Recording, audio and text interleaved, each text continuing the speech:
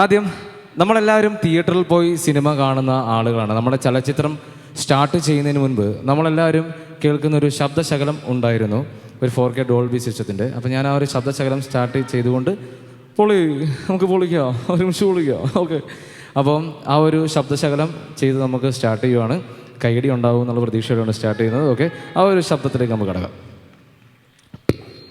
Rebecca leads to heart attacks, lung disorders, and other major deadly diseases. The characters shown in this program do not support any type of tobacco, such as Kaili, cigarettes, etc. For promotions. ആരാണ് സന്തോഷം ആഗ്രഹിക്കാത്തത്? വലിയ വില കൊടുക്കേണ്ടി വന്നാലോ പുക വലിക്കരുത്, വലിക്കാൻ അനുവദിക്കരുത്. ശ്വാസകോശം സ്പോഞ്ച് പോലെയാണ്, വായു വലിച്ചെടുക്കാനായി രൂപപ്പെടുത്തിയത്. താങ്ക് യു, ഇഷ്ടപ്പെട്ടോ? Thank you. ഇനി തട്ടത്തിൻ മറയത്ത് എന്ന ചിത്രം പുറത്തിറങ്ങിയപ്പോൾ നമുക്കൊരു അടിപൊളി നായകനെ കിട്ടി, നിവിൻ പോളി. അദ്ദേഹത്തിൻ്റെ നമുക്കെല്ലാവർക്കും ഇഷ്ടപ്പെട്ട തട്ടത്തിൻ മറയത്തിൽ ഒരു രസകരമായ ഡയലോഗുണ്ട്, റൊമാൻറ്റിക് ഡയലോഗുണ്ട്. ആ ഒരു ശബ്ദത്തിൽ നിന്നും ഞാൻ താരങ്ങളുടെ ശബ്ദത്തിലേക്ക് കടക്കുകയാണ്. പയ്യന്നൂർ കോളേജിൻ്റെ വരാന്തയിലൂടെ ഞാൻ ഐഷയോടൊപ്പം നടന്നു. വടക്കൻ കേരളത്തിൽ മാത്രം കണ്ടുവരുന്നൊരു പ്രത്യേകതരം പാതിര കാറ്റുണ്ട്. അതവളുടെ തട്ടത്തിന് മുടിയിലൊക്കെ തട്ടിത്തടഞ്ഞു പോകുന്നുണ്ടായിരുന്നു. ഇരുട്ടിൽ നിന്നും വെളിച്ചത്തിലേക്ക് ഓരോ വട്ടം വരുന്തോറും പെണ്ണിൻ്റെ മൊഞ്ച് കൂടിക്കൂടി വന്നു. അന്ന് ആ വരാന്തയിൽ വെച്ച് ഞാൻ മനസ്സിലുറപ്പിച്ചു, മറ്റൊരുത്തനോളെ വിട്ടുകൊടുക്കൂലെന്ന്. ഈ ഉമ്മച്ചിക്കുട്ടി ഇവളെൻ്റെയാണ്. കേരളത്തിലെ ആമ്പിളർക്ക് എന്തിനാണ് 6 പാക്ക്? താങ്ക് യു, ഇഷ്ടപ്പെട്ടോ? ഇനി എനിക്ക് ഏറ്റവും കൂടുതൽ ഫീഡ്ബാക്ക് കിട്ടിയ ഒരു ശബ്ദമെന്ന് പറയുന്നത് മലയാളത്തിൻ്റെ സ്വന്തം സംവിധായകനും ആക്ടറൊക്കെ ആയിട്ടുള്ള സൗബിൻ ഷാഹിറിൻ്റെ ആയിരുന്നു. സൗബിനിക്ക് വേണ്ടിയിട്ട് മലയാളത്തിലൊരു 10ഓളം ചിത്രങ്ങൾ ഡബ് ചെയ്യാനുള്ളൊരു ഭാഗ്യം സർവേശ്വരൻ തരികയുണ്ടായി. അപ്പോൾ സൗബിക്ക നമ്മുടെ ഈ വേദിയിൽ എത്തിയ എന്തായിരിക്കും സംസാരിക്കാൻ നമുക്ക്. സൗബിൻ ഷാഹിർ. എൻ്റെ പൊന്നു മച്ചാമാർ, ഇതെന്താണ് ഒരാൾ സ്റ്റേജിലേക്ക് വരുന്ന നേരത്തെ കൈയടിക്കാണ്ടിരിക്കണം, വളരെ മോശമാണ് കേട്ടോ. ഇവിടെ പിന്നെ കുഴപ്പമില്ല, ഞാൻ തുടക്കം തൊട്ട് വന്നപ്പോൾ തൊട്ട് ശ്രദ്ധിക്കണം, ഈ സൈഡ് പക്കയാണ്. ഇപ്പം അവിടെ കുറേ മച്ചാന്മാർ വന്നിപ്പുണ്ട്, അവന്മാർ വന്നപ്പോൾ പോകണം. എടാ ഒന്ന് കൈയടിച്ചാടാ, നിങ്ങൾ മാത്രം ഒന്ന് കൈയടിച്ചാടാ. അടിപൊളി അടിപൊളി, സൂപ്പർ.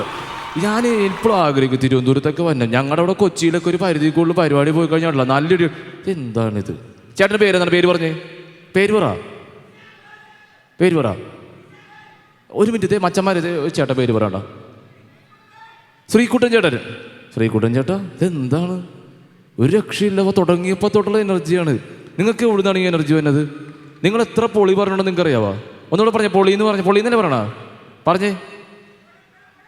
അടിപൊളി, നല്ല പൊളി. അപ്പോൾ ആ പൊളിക്ക് ഒരു കൈ കൊടുത്ത് എല്ലാവരും ചെന്ന് ആ പൊളിക്കല്ലോ കൈ കൊടുക്കും. ശ്രീകുട്ടൻ ചേട്ടന് വേണ്ടി എല്ലാവരും കൈ കൊടുക്കണം കേട്ടോ. തുടങ്ങിയപ്പോൾ തൊട്ടുള്ള പൊളിയാണ്. ഞാൻ ഒറ്റക്കല്ല കേട്ടോ ഈ വേദിയിലേക്ക് വന്നത്, ഒത്തിരി താരങ്ങളെ ഞാൻ കൊണ്ടുവന്നിട്ടുണ്ട്. ഞങ്ങൾ എറണാകുളത്ത് കുറേ മച്ചാന്മാരെ കൂട്ടിയിട്ടാണ് വന്നേക്കണം. എൻ്റെ കൂടെ വിനയ് ഫോർട്ട് വന്നിട്ടുണ്ട്. വിനയ് ഫോർട്ടിൻ്റെ അടുത്ത് നമുക്ക് കൊടുക്കാം. മച്ചാന്മാരെ നമസ്കാരം. ഒരുപാട് സന്തോഷമുണ്ട്. സത്യം പറഞ്ഞാൽ ഞാൻ എപ്പോഴും ശ്രദ്ധിക്കും, ചില സ്റ്റേജുകൾ നമ്മൾ പോയി നിൽക്കുമ്പോൾ ചില ആളുകൾ പരിപാടിയുടെ പകുതിയാവുമ്പോൾ പോവും. അവർ പകുതിയാകുമ്പോൾ പോയി കഴിഞ്ഞാൽ പിന്നെ ആ ഒരു ചെയർസ് ഫില്ലായി കണ്ടിട്ടില്ല. പക്ഷെ ഇവിടെ അങ്ങനല്ല. കുറച്ച് ആൾക്കാർ എഴുന്നേറ്റ് പോയി കഴിഞ്ഞാൽ 10 പേര് പോയി കഴിഞ്ഞാൽ 20 പേര് തിരിച്ചു വരും. അത് ഞാൻ എങ്ങും കണ്ടില്ല, ട്രിവാൻഡ്രത്ത് മാത്രമേ കണ്ടുള്ളൂ. ഏതായാലും അതിയായ സന്തോഷം. ഇതുപോലത്തെ ഒരു ഓഡിയൻസിന് മുന്നിൽ പെർഫോം ചെയ്യാൻ പറ്റുന്ന കലാകാരന്മാരെന്ന രീതിയിൽ ഞങ്ങൾക്ക് ഒരുപാട് സന്തോഷമുണ്ട്.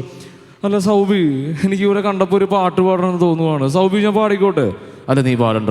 ഞാനൊരു ആധികാരികമായിട്ടൊരു പാട്ട് പാടാൻ ഞാൻ ആഗ്രഹിക്കുന്നുണ്ട്. മഹേഷിൻ്റെ പ്രതികാരം കണ്ടോ? മഹേഷിൻ്റെ പ്രതികാരം കണ്ടിട്ടുണ്ട്. അതിൽ ഞാനൊരു അടിപൊളി പാട്ട് പാടിയിട്ടുണ്ട്. അർത്ഥവ്യക്തമായ വരികളുള്ളൊരു പാട്ടാണ്. നിങ്ങൾ താളത്തിൽ കൈ അടിച്ചോണോട്ടാ. Okay, check okay. ജ്യൂസ് കുമ്മട്ടിക്ക ജ്യൂസ്, മമ്മൂട്ടിക്കിഷ്ടപ്പെട്ട കുമ്മട്ടിക്ക ജ്യൂസ് കുമ്മട്ടിക്ക ജ്യൂസ്, മമ്മൂട്ടിക്കിഷ്ടപ്പെട്ട കുമ്മട്ടിക്ക ജ്യൂസ്. ഇത്രക്ക് ചീപ്പാണ് ആർട്ടിസ്റ്റ് ബേബി.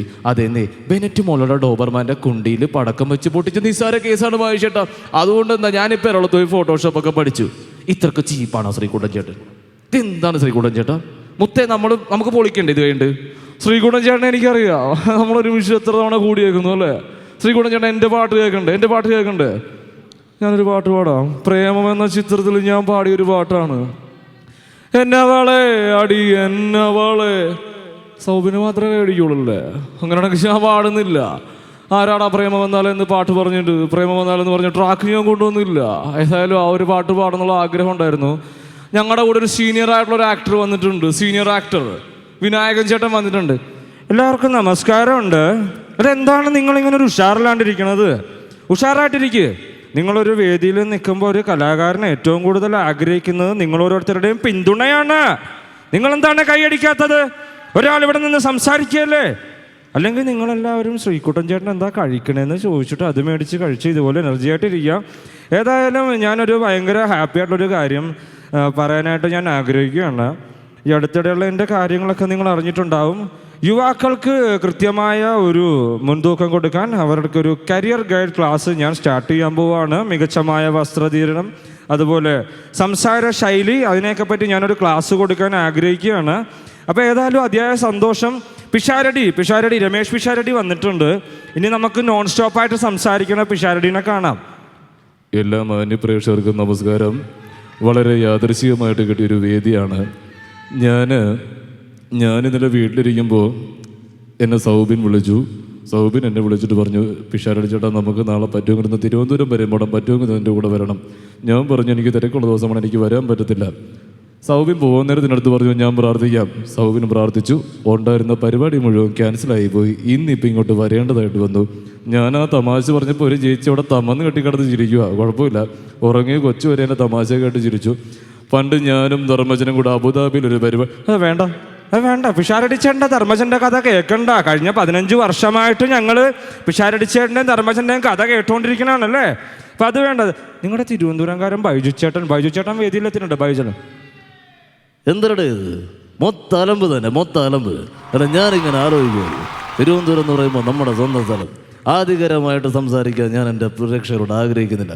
എൻ്റെ ഒരു പുതിയ പടത്തിൻ്റെ ഷൂട്ടോട് എന്തരടേ ഇത്? ഒരു മര്യാദ വേണ്ടേ? എൻ്റെ പുതിയ പടം തുടങ്ങാൻ പോകുന്നു.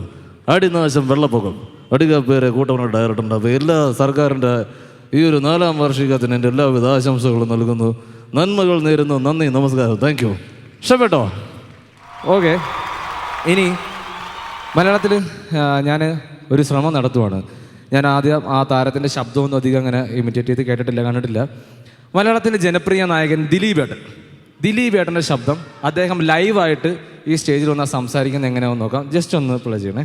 ദിലീപ് ഏട്ടൻ അദ്ദേഹത്തിൻ്റെ ഇപ്പം ചാനൽ ഇൻ്റർവ്യൂകളിലൊക്കെ നമ്മൾ കേൾക്കുന്ന ഒരു ശബ്ദം നമുക്കൊന്ന് ശ്രദ്ധിക്കാം. Okay, check play. എല്ലാ മാന്യപ്രേക്ഷകർക്കും നമസ്കാരമുണ്ട്. സത്യം പറഞ്ഞാൽ ഭയങ്കര സന്തോഷത്തോടെയാണ് ഞാൻ ഈ വേദിയിൽ നിൽക്കുന്നത് എന്ന് പറയാൻ കുറച്ച് ബുദ്ധിമുട്ടുണ്ട്. കഴിഞ്ഞ 20-25 വർഷക്കാലമായി ഇൻഡസ്ട്രിയിൽ കൊച്ചു വേഷങ്ങൾ ചെയ്ത് ഇവിടെ വരെ എത്തിയ ഒരാളാണ് ഞാൻ നിങ്ങളെ ഒരുപാട് ചിന്തിപ്പിച്ചു. മറിച്ച് കഴിഞ്ഞ കുറേ കാലമായി ഞാൻ സ്ഥിരമായി കരഞ്ഞുകൊണ്ടിരിക്കുന്ന ഒരു വ്യക്തിയാണ്. സ്ഥിരമായി കരയുന്ന എനിക്ക് ഇന്ന് എൻ്റെ ഇൻഡസ്ട്രിയിൽ പിടിച്ചു നിൽക്കാൻ എൻ്റെ ഒരു പുതിയ ചിത്രം ഈ വേദിയിലെത്തിയിട്ടുണ്ട്. Prince and family. നിങ്ങളെല്ലാവരും പോയി കാണണം, കണ്ടിട്ട് അഭിപ്രായം അറിയിക്കണമെന്ന് ഞാൻ അഭ്യർത്ഥിക്കുകയാണ്. കാരണം നിങ്ങൾ എനിക്ക് തന്ന പേരാണ് ജനപ്രിയ നായകൻ. അപ്പോൾ ഒരു കാര്യം കൂടെ ഞാൻ പറയാൻ ആഗ്രഹിക്കുകയാണ്. നിങ്ങളുടെ അഭിപ്രായങ്ങൾ അതെന്തുമാവട്ടെ, അത് നിങ്ങളുടെ മാത്രമായിരിക്കണം. മറ്റാരിലേക്കോ അത് അടിച്ചേൽപ്പിക്കാതിരിക്കാൻ ശ്രമിക്കുക. നന്മകൾ നേരുന്നു. നന്ദി, നമസ്കാരം, താങ്ക് യു. ഇഷ്ടപ്പെട്ടോ? ശ്രമമായിരുന്നു. അടുത്തതായിട്ട് തമിഴകത്തിൻ ഇളയ ദളപതിയായി സ്റ്റാർട്ട് ചെയ്തു, പിന്നീട് ദളപതിയായി. ഓക്കെ, ദളപതി വിജയ് ഈ വേദിയിൽ വന്ന് എന്തായിരിക്കും സംസാരിക്കാൻ നോക്കാം. നെക്സ്റ്റ് CM ആയിട്ട് അദ്ദേഹം വരട്ടെ എന്ന് ആത്മാർത്ഥമായി ആശംസിക്കുന്നു. என் நெஞ்சில் குடியிருக்கும் என்னோட அன்பார்க நண்பர் நண்பிகள் எல்லாருக்கும் வணக்கம். இல்லை, உங்களெல்லாம் பார்க்கும்போது ஒரு குட்டி ஸ்டோரி சொல்லணும்னு நினைக்கிறேன். உங்களை டிஸ்கரேஜ் பண்ணதுக்கு கண்டிப்பாக ஒரு கூட்டம் இருக்கும். உங்களால் அது முடியல, உங்களால் இது முடியல, உனக்கு அது செட் ஆகாது, உனக்கு இது செட் ஆகாது, அப்படியெல்லாம் சொல்கிறேன். ஆனால் அது ஒன்றும் எடுத்துக்காதுங்க. உங்கள் உள்ள ஒருத்தர் இருப்பார். அவ என்ன சொல்லணும் அது மட்டும்தான் கேட்கணும். என்ன நண்பா, நன்றி நன்றி நன்றி, வணக்கம். ஸ்ரீகுட்டா, நீங்கள் வந்து என்னோட நண்பர் தான். Love you, I love you so much. இது போதுமா உனக்கு? பொலி எப்படியான பொலி? இன்னும் ஒரு வாட்டி பொலி சொல்லு, பொலி. Thank you so much.